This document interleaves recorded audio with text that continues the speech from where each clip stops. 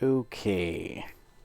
This is the last of the 31st century time ships that are available from the C store. I think there might be some ones that used to be lockboxes in there, but I haven't seen them yet. This one is a science ship. Follows the same theme as the other ones with these little domes. And then like the, I guess, skin looking stuff, like a sea creature of some kind. And then, of course, they've got the engines.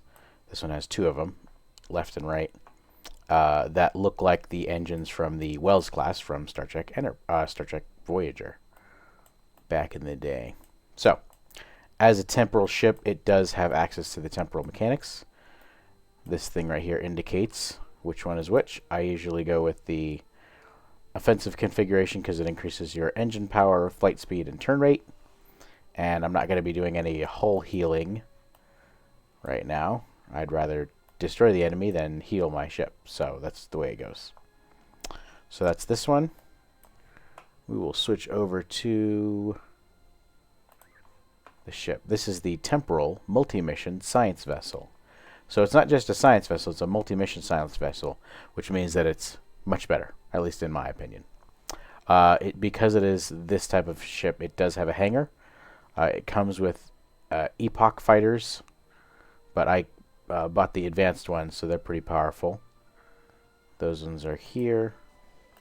Of course, they just launch out of there, and they'll attack your enemies. So, Temporal multi-mission science vessel. I've got the deflector, impulse, warp, and shields from the Discovery Legends reputation system. My secondary deflector is the Solanae one. I like this because it does shield siphoning from the enemies to keep my shields up, which is nice. My four weapons are the Temporal Defense Chronoton Beam Array, dual heavy cannons from the reputation for the Temporal Defense, the torpedo launcher, the Chronoton torpedo launcher from the Temporal Defense. And then my aft weapons are... Actually, no, I'm going to switch with this one. There. So these are all the set. And then these ones back here are just the regular Chronoton Defense beam. Temporal Chronoton Defense. So for my devices, I've just got a whole bunch of random stuff in here. But the most important ones... At least I thought I had the most important ones. These ones, the Temporal Negotiator, the Subspace Field Modulator, and the Red Matter Capacitor. These ones are used for reducing bridge officer recharge times. This one is used for reducing damage, and this one is used for increasing power output for all of my power levels. These ones can be activated from the tray, but I just put them in there because I like to have it full. This one calls for reinforcements from the Delta Quadrant. These ones call for reinforcements from wherever Type 14 shuttles come from. So, I do have this upgraded to the X2 version. So that gives me 2 extra universal consoles. These universal consoles, I put these in here. These are advanced engineering, isomagnetic plasma distribution manifolds. Both focused on weapon power to increase my damage output from my weapons. I have the 3-part bonus that comes with the ships if you buy all 3 of the 31st century ships. This is the Tactical System Stabilizer, the Chrono Tachyon Capacitor, and the Causal Anchor, which damage the enemy, help your ship, do all sorts of things. I put all the time stuff in here like I've been doing with the other time ships. I do have one extra one right now. This is the Tachyokinetic Converter, which is the little box thingy that future Admiral Janeway put on top of her ship when she went back in time and saved Voyager in the last episode of the Voyager TV show. I have the third part of the...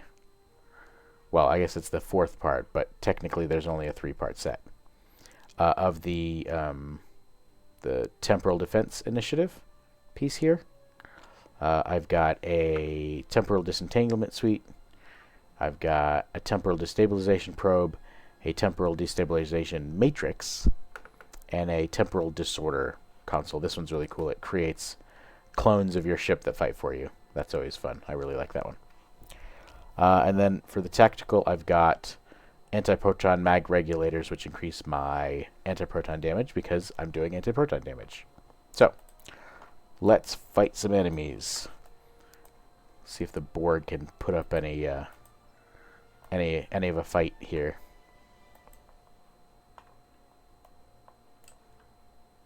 So there. I'm just going to attack the first one.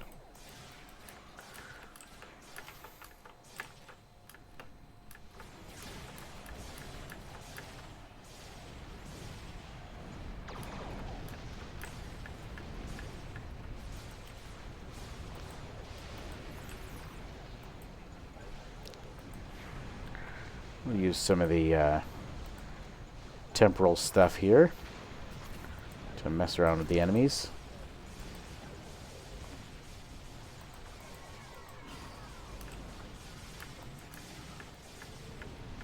Also, because it's a science ship, I can also focus on the enemy, which is nice.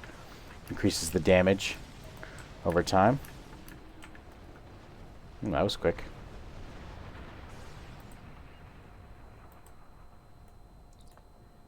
Let's try again.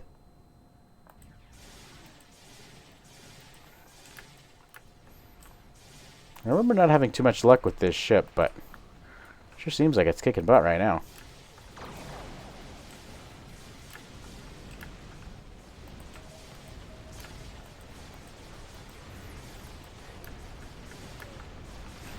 Oh, one of the cool things about this mechanic here is that it can charge up and shoot a... Oh, I didn't even get a chance to use it. Anyway, it's a molecular deconstruction beam, which does all sorts of extra damage towards the enemy.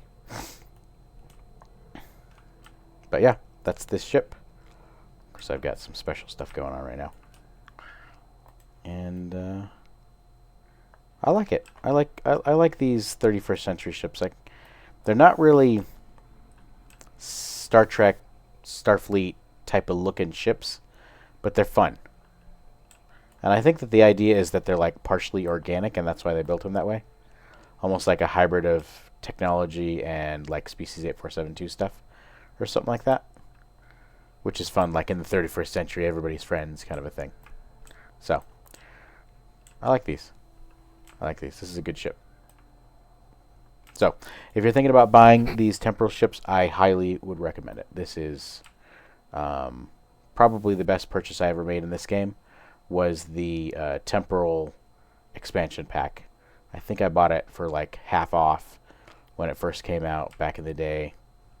It's a lot, but I had saved up a bunch of Zen and bought it, so I think that would... I like it a lot. I mean, you might not, but I know that I did, and it was probably my favorite purchase. All the stuff that you get from that pack is just fantastic. And then if you can play a temporal operative...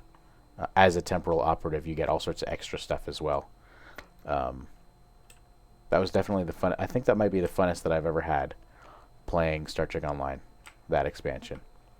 So, anyway, that's all for this one. I'd highly recommend this ship and the whole 31st century set. Enjoy. Go ahead and put comments down below if you like them too, or if you like something else better, or anything. I like hearing gripes for this type of stuff too, because I really like the ship, but I'd like to see, oh, somebody noticed that there was something that they didn't like about it or something like that. So feel free to put comments down there, and we'll see you on the next one. Enjoy.